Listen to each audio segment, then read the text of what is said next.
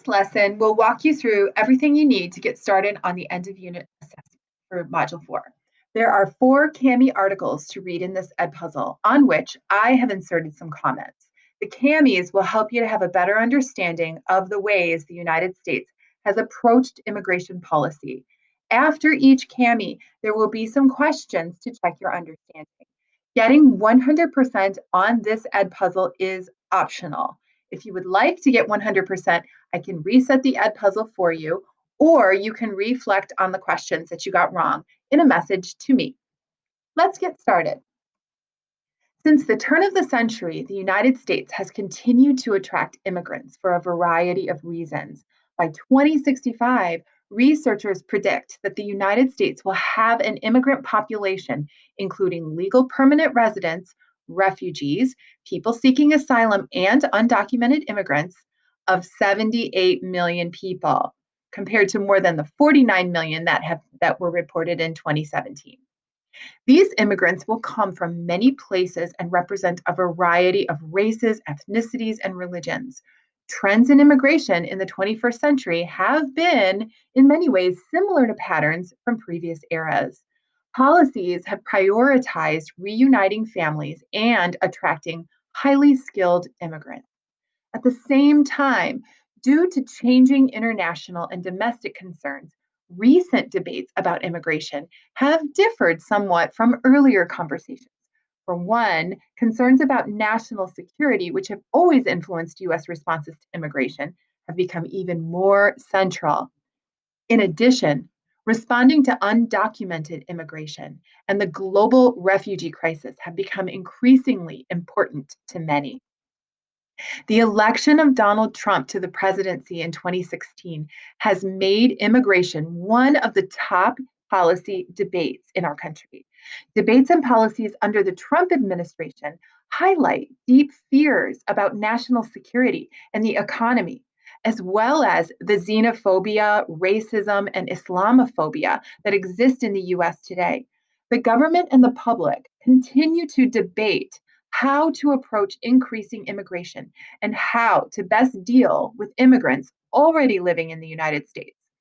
Over the course of this module, we have explored some of the major issues of the immigration debate as it has taken shape in the 21st century, including undocumented immigration, the economy, and the global refugee crisis.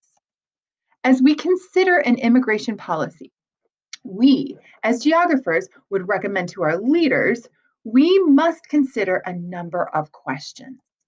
How have your own experiences and your background shaped your stance on immigration?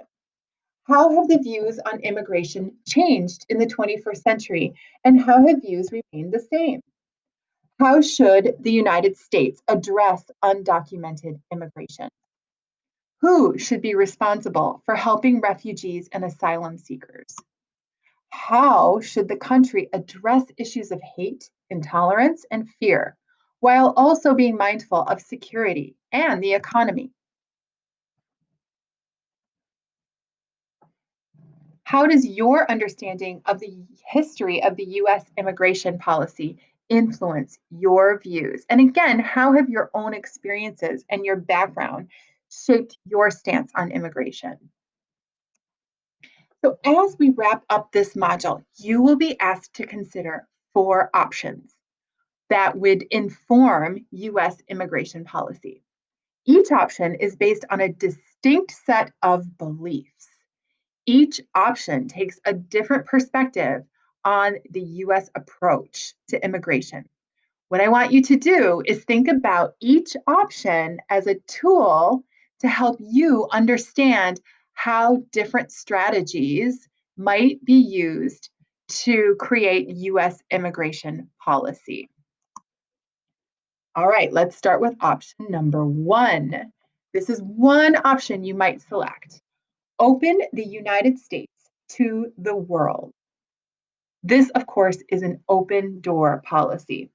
From its earliest days, the United States has been a land of opportunity for people outside US borders.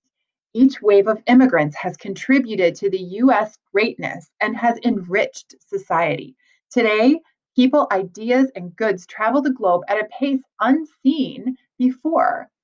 Instead of relying on rigid notions of borders and old ideas about a singular American identity, the United States should embrace the opportunities that globalization and multiculturalism present. The borders should be open to new immigrants and refugees, whatever their religion, language, race, or ethnicity. By welcoming a diverse group of people to its shores, the US both enriches its culture and benefits from the skills and experiences that immigrants bring. The latest generations of immigrants and refugees include the most resourceful people from a rich variety of cultures and regions. Even those lacking a formal education are driven to improve their lives with their unshakable work ethic and willingness to take risks. They recognize that the US rewards hard work and ambition like no other country in the world. As the country that accepts the largest number of immigrants, the US has an advantage against its top economic rivals. Immigrants put the US in touch with the tastes and preferences of consumers worldwide and give US companies a competitive edge in their ability to reach an international audience. In the long term, the talents, drive, and dreams of immigrants and refugees will benefit all people in the United States. Now, option one, this open door policy, is based on the following beliefs. The United States is still a very young, vigorous country with room to grow. The United States' strength lies in its diversity, particularly in the fresh ideas and cultures provided by new immigrants. Immigration does not significantly threaten our national security. The United States needs immigrants to contribute to our economic growth. As you think about those beliefs that are embedded in option one, the open door policy, think about the history of policies in immigration that are open door. When did the US lean more toward an open door policy? So, open and read the CAMI linked in the notes. You may insert notes in the CAMI if you want, but it is not required. You do not need to turn in the CAMI.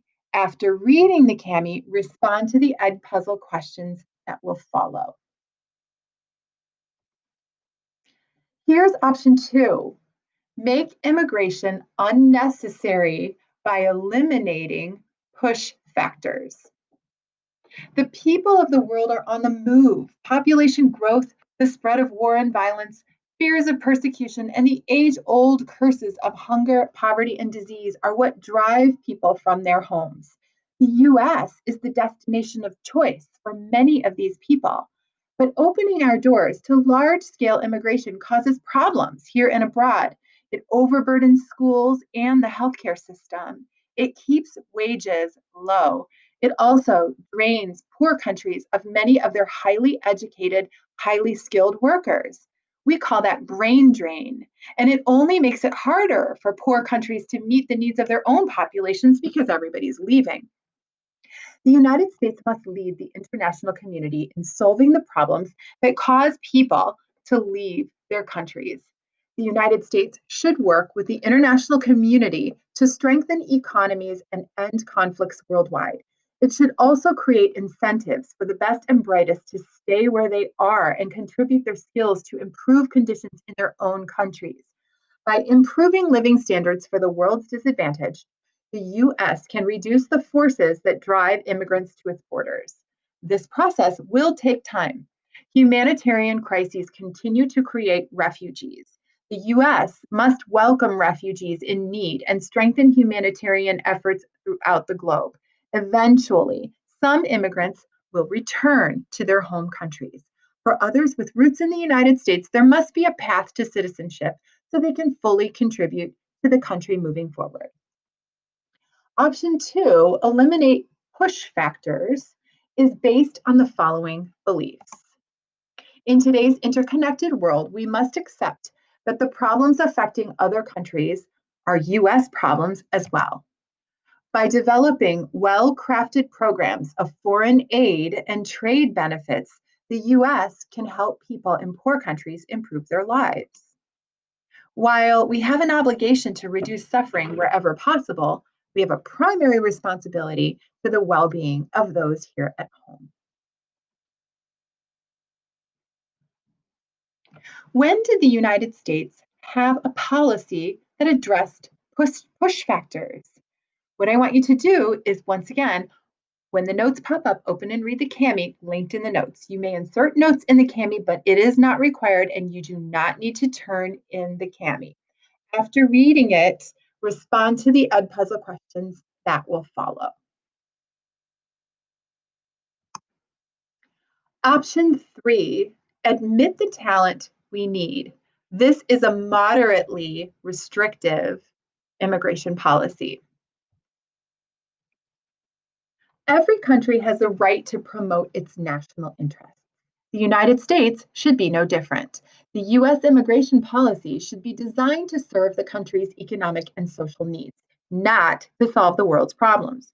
The US cannot afford to admit hundreds of thousands of newcomers every year who will be a burden on society. The US must ensure that its immigration policy strengthens the economy and, by doing so, improves the livelihood of US citizens.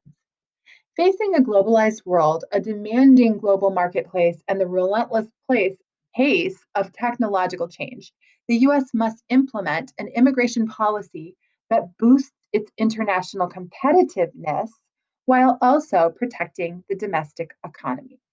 To spur US high tech industries forward, the US should open its doors to scientists and engineers from abroad. To help US factories, farms, and service industries hold down costs, the US should allow a number of foreigners to work temporarily in low wage jobs. Simultaneously, it must discourage undocumented immigration by restricting social services to them and increasing deportations. The US should also recognize that it cannot be the savior of the world's growing refugee population. It must instead favor those with the education and skills to help our economy. By forging ahead with realistic long term strategy, immigration policy can work for the United States. Option 3, this more restrictive policy, is based on the following beliefs. Maintaining our economy's competitive edge is essential to the well being of people in the United States. Strengthening the US economy should be the guiding principle underlining our country's immigration policy. Skilled, well educated immigrants are most capable of contributing to the betterment of the United States. When has the United States had a policy that was restrictive just against low skilled workers? Open and read the CAMI linked in the notes. Once again, you may insert notes in the CAMI, but it is not required. You do not need to turn in the CAMI. After reading, respond to the Edpuzzle questions that will follow. Finally, option number 4, restrict immigration. This is a fully restrictive policy. The world is changing. War, terrorism, hunger, disease plague an ever growing portion of humanity. Protecting the United States from the economic, security, and cultural threats posed by outsiders must be the country's first priority. The US is a strong country militarily and economically, but it cannot solve the world's problems. As the planet's population soars from more than 7 billion today to an estimated 10 billion by the year 2050, the US must recognize that it can do little to end the misery that haunts much of the world. Meanwhile, the forces of economic change have left millions of US citizens struggling to keep up, and the growing threat from Muslim terrorists must not be ignored. At a time when protecting the security, economy, and culture of our country is crucial, the United States cannot afford to keep the door open every year to roughly 1 million newcomers. The world's disadvantaged people cannot be blamed for wanting to enter the United States. Many of them lead difficult lives and face hardship, hunger, and violence.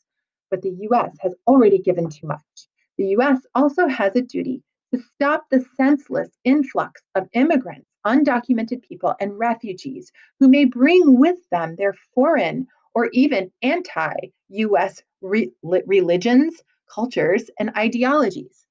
The US should drastically reduce the number of immigrants it accepts and commit the resources necessary to take control of US borders and prevent terrorism. It is time to focus on what is best for the citizens of the United States. Option 4 is based on the following beliefs.